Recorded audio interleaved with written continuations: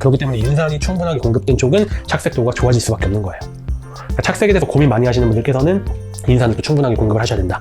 하지만 명심해야 되는 건 그 전에도 말씀드렸지만 연면시비로 이 모든 것을 해결할 수는 없다는 겁니다.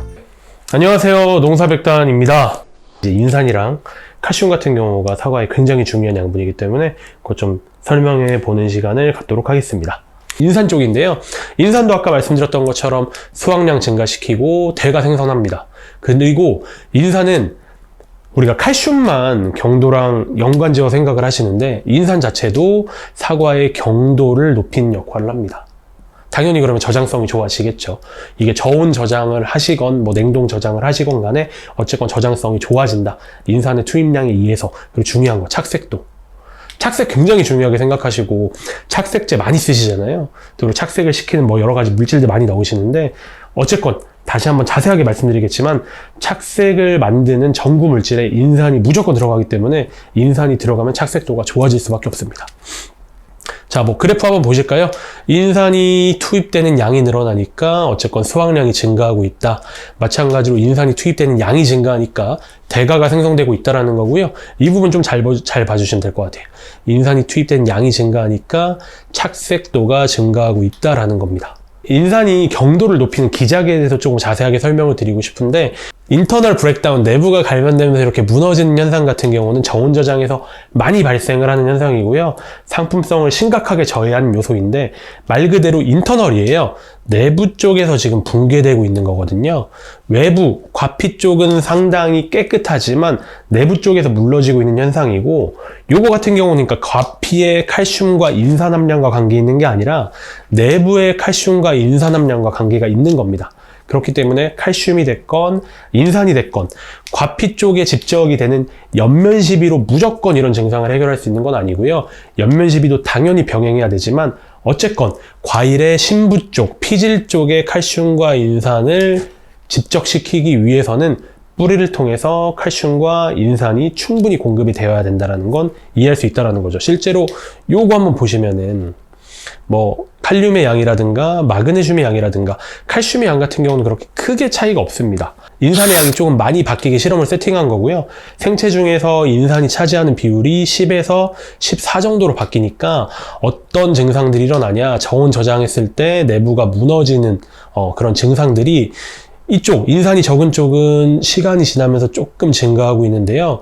인산이 사과 과육에 많이 포함된 이 실험구에서는요, 시간이 지나더라도 내부가 무너지는 현상이 굉장히 현저하게 줄어든다는 거죠. 실제로 칼륨은 증가하고 있고 마그네슘도 증가하고 있고 칼슘은 오히려 줄고 있습니다. 우리가 저장성과 경도는 칼슘이라고만 생각을 하는데 칼슘이 실제로 줄고 있지만 인산이 증가하는 쪽에서 오히려 내부 붕괴 현상이 훨씬 더 줄고 있다. 그렇기 때문에 내부가 붕괴되는 현상, 경도를 높이는 현상, 저온 저장성을 증가시키는 현상은 인산도 굉장히 중요한 역할을 한다. 그리고 강조해야 되는 건 과육 쪽에서 시작되는 증상이기 때문에 연면시비로 이 모든 증상을 극복할 수는 없다라는 겁니다. 흔히들 우리가 어느 정도 적과가 끝나고 나서는 과장되게 말하면은 그 다음부터는 모든 땅에 뿌리는 비료라든가 물에 녹이는 비료를 일체 안 하시고 아니면 굉장히 소량으로 하시고 모든 걸 영양제와 연면시비로 이렇게 과원을 경영하시는 분들께서 많은 걸로 제가 알고 있는데요. 내부에서 이렇게 무너지는 현상만 보더라도 연면시비로, 특히나 인산 칼슘은 연면시비로 모든 이런 증상들을 해결할 수는 없다라는 거죠. 아까 인산 같은 경우 뭐 수확량이나 대가 쪽이랑도 많이 말씀을 드렸지만 되게 중요하게 제가 강조하고 싶은 거는 경도와 착색이라고 말씀을 드렸지 않습니까? 착색 쪽에 대해서 말씀을 드리고 싶은데요. 왼쪽은 인산이 충분히 공급된 처리구고요. 오른쪽은 다 똑같이 공급된데 인산이 부족한 처리구입니다. 그러니까 뭐 둘 사이에 지금 착색의 차이는 굉장히 눈으로 보기에도 확실하게 보실 수 있죠. 왜 그러냐라고 생각을 하면은 사과가 착색이 되는 거, 그러니까 사과의 빨간색을 나타내게 하는 물질, 즉 색소는 안토시아닌이라는 색소인데요. 이 안토시아닌의 전구 물질이 PAL이라는 물질입니다. 근데 이 PAL의 뭐 분자 구성을 잘 보면은 결국에 이 PAL에 들어있는 게 인산이거든요.